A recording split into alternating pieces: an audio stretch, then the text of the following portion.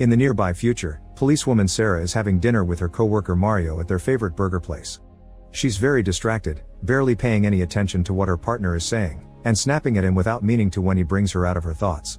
Mario thinks they're chasing tails by staying here because the criminals they're looking for have probably already escaped into another country. He also thinks Sarah needs a break. Sarah is offended by the implication that she isn't fine and rushes back to their car, where Mario reminds her she isn't the only one suffering. The massacre of a big group of cops a year ago affected the entire department, and Mario lost friends he had since the academy.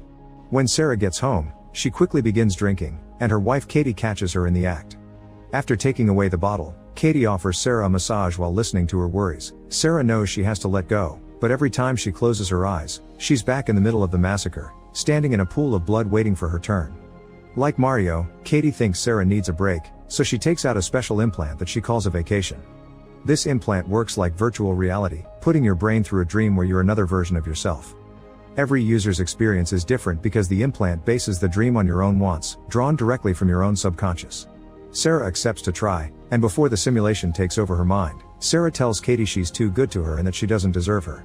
Once the simulation begins, Sarah wakes up as George, lying on the ground next to Chris and seeing various fires around them.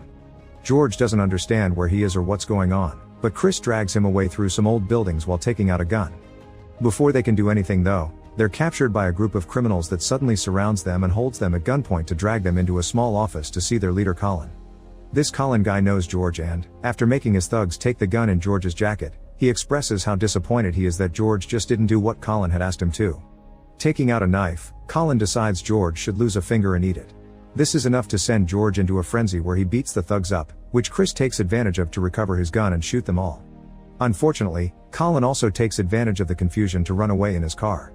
Chris